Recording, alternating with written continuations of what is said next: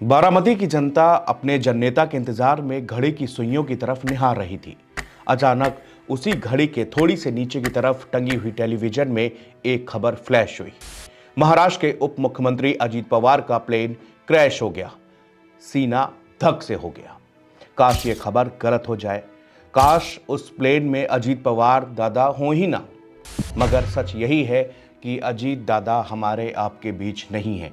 पूरे देश के लिए यह राजनीतिक क्षति हो सकती है, मगर बारामती की जनता का आज दादा नहीं रहा, चाचा नहीं रहा, भाई नहीं रहा, बेटा नहीं रहा। उनका ये एक पारिवारिक क्षति है। स्वागत के लिए इंतजार कर रहे फूल भी मुरझा गए। हर आंख में आंसू हैं। हर कोई अपने दादा को अपनी अपनी तरह याद कर रहा है, रो रहा है। नियति को देखिए, जिस बारामती की जनता उनका परिवार थी, बारामती उनका घर था, उनका आंगन था, वही दादा ने अंतिम सांस भी ली।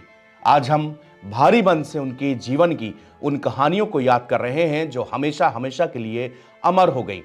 याद करने के सिवा अब हमारे पास कुछ रहा भी नहीं। मैं इस खिलखिलाते हुए चेहरे को भूल नहीं पा रहा। महाराष्ट्र विधानसभा चुनाव की बात है। महाविकास अघाड़ी की करारी हार हुई थी। महायुति यानी कि अजीत दा, देवेंद्र फडणवीस और Eknath Shinde joint press conference के लिए जुटे। उसी दौरान भीड़ में एक पत्रकार ने पूछा कि आप शपथ कब लेंगे? तब शिंदे बोलते हैं कि शाम तक बताते हैं। अरे शाम तक सब कुछ बता देंगे। तभी अजीत पवार बोलते हैं कि इनका तो शाम तक पता चलेगा, लेकिन भाई मैं शपथ ले रहा हूं। तभी शिंदे बोलते हैं कि दादा तो सुबह शाम में भी शपथ ले लेते हैं। तभी तीनों नेता जोर जोर से हंसने लगते हैं। और अजीत दादा पवार साहब भी कल डिप्टी सीएम पद की शपथ लेंगे। अरे भैया, अभी तो कहा, देवेंद्र जी ने भी कहा, मैं भी कह रहा हूँ, रुको थोड़ा, अभी शाम तक रुको। अभी कल शपथ ली है ना, उनका समझ में आएगा। मैं तो लेने वाला हूँ।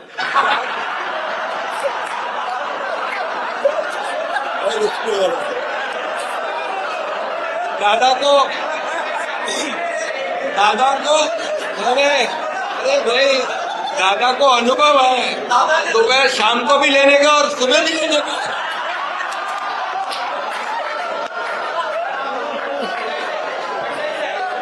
राजनीति में आरोप प्रत्यारोप के दौर में भी अजीत पवार जैसा खुशमिजाज नेता होना बहुत बड़ी बात है। ये हंसी आज एक कहानी बन गई, एक याद बन गई। सुबह के उस धुएं से ढके हुए क्षण को याद कीजिए जहां पर हर धड़कन थम गई, हर सांस फूल सी गई, रुक गई। महाराष्ट्र का वो जननेता, जनता का अपना दादा, जिसने अपना जीवन हर छोटे बड़े चेहरे में उम्मीद जगाने में लगाया, वो आज उम्मीदों के बीच ही सन्नाटे बनकर डूब गया। अजीत दादा अनंतराव पवार का जन्म 22 जुलाई 1959 को महाराष्ट्र के अहमदनगर जिले के देवयाली प्रवरा नामक गांव में एक साधारण किसान परिवार में हुआ। महाराष्ट्र की राजनीति के पितामह कहे जाने वाले शरद पवार के छोटे भाई अनंतराव पवार के वो पुत्र थे। शुरुआती पढ़ाई लिखाई बारामती में हुई। महाराष्ट्र एजुकेशन सोसाइटी से हाई स्कूल किया। बारामती से उन्होंने 10वीं यानी कि एसएससी पास की। इसके बाद उन्होंने कॉलेज में एडमिशन लिया था, लेकिन पिता की मौत के बाद परिवार की देखभाल और सपोर्ट के लिए उन्होंने अपनी पढ़ाई छोड़ दी। पढ़ाई के बाद वो पारिवारिक बिजनेस यानी कि अपना एग्रीकल्चर कृषि व्यवसाय से जुड़े रहे और गांव देहात की राजनीति पे सक्रिय रहे। बचपन से ही सामाजिक कार्यों में उनकी रुचि थी, जिसके चलते जल्द ही राजनीति में उतर गए।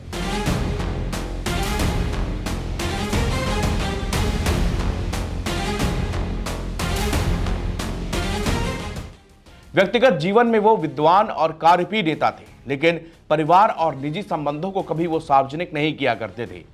अजीत पवार की राजनीतिक पहल और राजनीति की पहली सीढ़ी थी सहकारिता और दूध संघ, चीनी मिले, सहकारी बैंक। 1982 में उन्होंने कोऑपरेटिव शुगर फैक्ट्री के बोर्ड मेंबर के तौर पर अपना कदम रखा। यही वो दौर था जब महाराष्ट्र में सहकारी संस्थाएं राजनीति की नर्सरी हुआ करती थी। यहीं से नेटवर्क बना, पकड़ बनी और भरोसा पैदा हुआ। 1991 में उन्हें पूरे डिस्ट्रिक्ट कोऑपरेटिव बैंक का चेयरमैन चुना गया। इसके बाद छत्रपति शुगर फैक्ट्री, बाजार समितियों, एजुकेशनल ट्रस्ट, जिला विकास प्रतिष्ठान, धीरे धीरे अजीत पवार बारामती के हर पावर सर्कल में मौजूद हो गए। 30 दिसंबर 1985 को अजीत पवार की शादी हुई सुनेत्रा पवार से और उनके दो बेटे पार्थ पवार जो कि खुलकर राजनीति में आए, जय पवार जो कि संगठन और रणनीति के काम संभालते रहे। परिवार हमेशा बारामती के इर्द गिर्द केंद्रित रहा। बारामती कोई साधारण सीट नहीं, ये पवार परिवार की सियासी प्रयोगशाला रही। 1967 से 1990 तक शरद पवार यहां से विधायक रहे। 1991 के बाद ये जिम्मेदारी अजीत पवार के पास आई। 1991 से यहां से वो सांसद बने, मगर अपने चाचा यानी कि शरद पवार के लिए ये सीट छोड़ दी और राज्य की सियासत में कदम रखा। 1995 में अजीत पवार पहली बार बारामती से विधायक बने। इसके बाद 1999, 2004, 2009, 2014, 2019 और 2024 लगातार जीते, हमेशा अजय रहे। इस सीट पर आज तक ना तो बीजेपी जीत पाई, ना शिवसेना, ना कांग्रेस, और ये एनसीपी का ही झंडा यहां हमेशा लहरता रहा। बारामती में अजीत पवार सिर्फ नेता नहीं थे, उनके अपने दादा थे। 1999 में कांग्रेस और एनसीपी की सरकार बनी, विलासराव देशमुख मुख्यमंत्री बने। यहीं से अजीत पवार को पहली बार कैबिनेट मंत्री बनाया गया। उन्हें सिंचाई मंत्रालय मिला। सिंचाई महाराष्ट्र की सबसे पावरफुल डिपार्टमेंट माना जाता है। बांध, पानी, किसान, ठेके, सब कुछ यहीं से जुड़ा है। अजीत पवार ने यहां रहते खुद को हार्ड एडमिनिस्ट्रेटर के रूप में स्थापित कर दिया। उनके पूरे राजनीतिक करियर को अगर देखें तो 2019 और 2023 ये साल कभी नहीं भुलाए जा सकते। उन्होंने एक दिन पहले, यानी कि ये 2019 की बात है, एक दिन पहले देर शाम तक प्लानिंग की और आधी रात फडणवीस से मिलकर अपनी तरफ से उनको समर्थन देने का ऐलान कर दिया, जबकि वो उस वक्त एनसीपी पार्टी के नेता थे। पार्टी एक ही थी जिसका मुखिया उनके चाचा शरद पवार थे। सुबह सुबह देवेंद्र फडणवीस के साथ उन्होंने डिप्टी सीएम पद की शपथ लेके पूरी दुनिया को हैरान कर दिया। हालांकि ये सरकार सिर्फ 80 घंटे चली। बाद में महाविकास अघाड़ी यानी कि एमवीए सरकार में वो वापस लौट गए। इसके बाद उद्धव ठाकरे ने एनडीए से अलग होकर महाविकास अघाड़ी बनाई। शिवसेना, एनसीपी और कांग्रेस की इस सरकार में अजीत पवार को डिप्टी सीएम का पद मिला। राजनीति में उनकी सबसे बड़ी घटना 2023 में आई, जब उन्होंने अपने दादा शरद पवार से असहमत होकर राष्ट्रवादी कांग्रेस पार्टी में बगावत की और पार्टी को 2 हिस्सों में बांट दिया। इसके बाद वो एनडीए में शामिल हो गए। अजीत पवार ने एनसीपी में एक बड़ी बगावत की और अपने गुट के विधायकों के साथ एक बार फिर से एनडीए सरकार में शामिल होकर डिप्टी सीएम की कुर्सी संभाली। एकनाथ शिंदे, देवेंद्र फडणवीस सरकार में शामिल होकर अजीत पवार लगातार 5वीं बार उप मुख्यमंत्री बने। इसके बाद अजीत दादा पूरी तरह से अपनी पार्टी के साथ महायुति से मिले और 2024 वाला विधानसभा चुनाव लड़ा और शानदार जीत भी हासिल की। अजीत दादा अभी अलग एनसीपी यानी कि एनसीपी अजीत गुट के अध्यक्ष और महाराष्ट्र के महायुति सरकार में मुख्य भूमिका निभा रहे थे और अभी फिलहाल उनके पास मौजूदा डिप्टी सीएम भी थे। देवेंद्र फडणवीस के नेतृत्व वाली महायुति सरकार में एकनाथ शिंदे के साथ अजीत पवार 6ठी बार उप मुख्यमंत्री बने। अजीत पवार के महाराष्ट्र की राजनीति का एक ऐसा चेहरा जो अपनी बेबाकी और कड़े अनुशासन के लिए भी जाना जाता था। उनके जीवन से जुड़े कुछ प्रमुख किस्से मैं आपको बताने की कोशिश करता हूं। बॉलीवुड से उनका गहरा नाता था। अजीत पवार के पिता अनंतराव पवार प्रसिद्ध फिल्म निर्देशक वी शांताराम के राजकमल स्टूडियो में काम करते थे। उनके पिता फिल्म निर्माण से भी जुड़े हुए थे, लेकिन अजीत पवार ने इस विरासत को छोड़ राजनीति की राह चुनी थी। अनुशासन के बारे में कहा जाता है कि उनके क्षेत्र बारामती में उनके अनुशासन का इतना खौफ है कि जब वहां पर वो मौजूद होते हैं तो कोई भी रॉन्ग साइड से अपने वाहन नहीं चलाता, गाड़ी चलाने की हिम्मत नहीं जुटाता। एक बार उन्होंने स्वयं गलत दिशा से आ रहे एक युवक को रोककर उसे कड़ी समझाइश दी थी। चाचा शरद पवार से भी उनका कितना डर रहता था, इसकी भी एक कहानी उन्होंने खुद एक इंटरव्यू में सुनाई थी।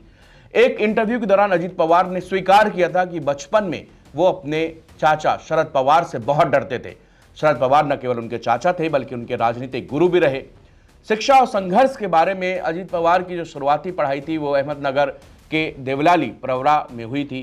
पिता के आकस्मिक निधन के बाद परिवार की जिम्मेदारी संभालते हुए उन्होंने अपने कॉलेज की पढ़ाई ड्रॉप आउट कर दी। वो केवल 10वीं तक ही पढ़ सके। खेलों में उनकी रुचि रहा करती थी। राजनीति के अलावा उनकी खेलों में भी गहरी रुचि थी। वो कबड्डी, खो खो, टेनिस और क्रिकेट जैसे खेलों के शौकीन रहे। वो महाराष्ट्र ओलंपिक संघ के अध्यक्ष भी रह चुके हैं। उप मुख्यमंत्री के तौर पर उनका रिकॉर्ड है। वो महाराष्ट्र के सबसे लंबे समय तक उप मुख्यमंत्री रहने वाले नेताओं में से एक है।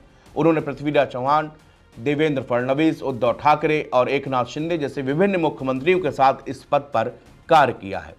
पूर्व आईपीएस अधिकारी मीरा बोरवणकर के साथ में उनका विवाद काफी सुर्खियों में रहा। खुद मीरा बोरवणकर ने मैडम कमिश्नर बुक में इस किस्से को लिखा था। हालांकि दादा ने इन आरोपों को सिरे से खारिज कर दिया था।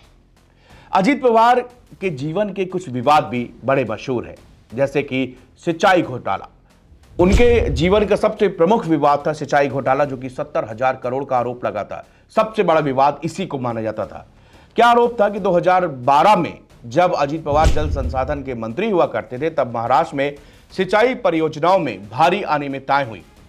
बिना जरूरत और नियमों के परियोजनाओं को मंजूरी दी गई, लागत बढ़ाई गई। और ये रिपोर्ट कहां से आई? सीएजी की रिपोर्ट आई। विपक्षी दलों ने और सामाजिक कार्यकर्ताओं ने ये मुद्दा उठाया। नतीजा, उनको डिप्टी सीएम का पद 2012 में छोड़ना पड़ा।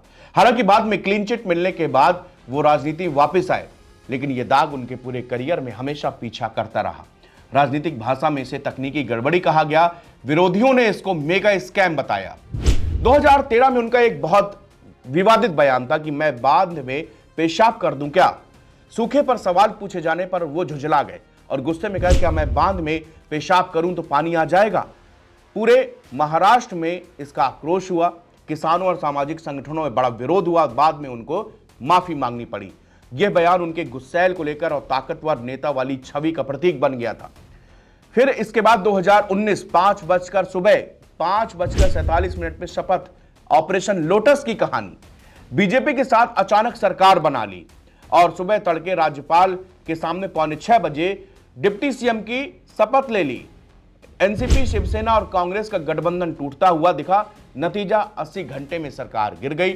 अजीत पवार को इस्तीफा देना पड़ा। राजनीतिक पलटी का ठप्पा उनके यहां पर लग गया। महाराष्ट्र की राजनीति के सबसे चौंकाने वाला घटनाक्रम हुआ 2023 में।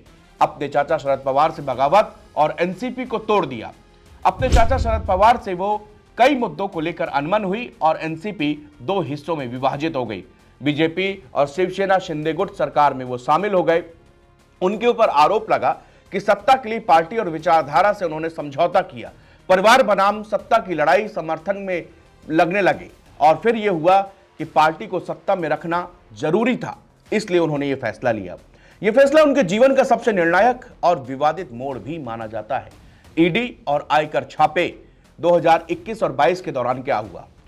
परिवार से जुड़ी चीनी मिलों और कंपनियों पर ईडी और आईटी के छापे पड़े। अजीत पवार का दावा कि राजनीतिक बदले की स्थिति में ये कार्रवाई की जा रही है, जहां चली, लेकिन अब तक कोई भी इनमें जांच खूब हुई, लेकिन सजा नहीं मिली।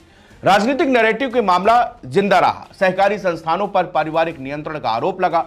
बारामती और पश्चिम महाराष्ट्र की चीनी मिलें, दूध संघ, सहकारी बैंक, इन पर पवार और परिवार का पूरा दबदबा रहा। विरोधियों का कहना है कि सरकारी नहीं, यह सत्ता का नेटवर्क। समर्थकों की क्या दलील है कि जनता इनको बार बार चुनती है, जनता इनको दादा मानती है, इसलिए राजनीति के सत्ता में भी इनका नियंत्रण है। और नियति को देखिए, आज जब वो सुबह बारामती की जनता को अब संबोधित करने जा रहे थे, जिला परिषद के चुनावों के दौरान लोगों से बातचीत करने जा रहे थे, सुबह 8:45, ये वो समय था जब उनका विमान क्रैश हो गया। उस दौरान उनके साथ में 5 लोग और भी मौजूद थे, जिसमें वो भी उस क्रैश में उनकी जान चली गई। हालांकि हादसा कैसे हुआ और इसकी अभी जानकारी डीजीसीए इसकी जांच कर रहा है, लेकिन बताया जा रहा है कि शायद लैंडिंग के बाद हाइड्रोलिक काम न करने की वजह से, हाइड्रोलिक जाम हो जाने की वजह से ये हादसा हो सकता है। लेकिन अब अजीत पवार हमारे साथ में नहीं रहे। उनका वो आखिरी ट्वीट मैं यहाँ पर अपने लैपटॉप पर देखकर आपको बताऊंगा, जो कि आज उन्होंने आखिरी बार जो ट्वीट किया, जो अपने लोगों को संबोधित किया या अपने लोगों को लिए जो बोला, वो क्या था। अजीत पवार का जो आखिरी ट्वीट था वो यही था कि उन्होंने पंजाब केसरी लाला लाजपत राय को श्रद्धांजलि दी थी। ये ट्वीट 1 घंटा पहले, यानी कि उनका जब देहांत हुआ, जब प्लेन क्रैश हुआ, उसी दौरान फिर वो ठीक उसी समय वो ट्वीट किया गया था। ऐसा लगता है कि उनकी पीआर टीम ने ये ट्वीट किया होगा, लेकिन जब एक्सीडेंट की खबर आई तो उसके कुछ मिनटों तक ये ट्वीट दिखता रहा, लेकिन बाद में इसको डिलीट कर दिया गया। शुक्रिया।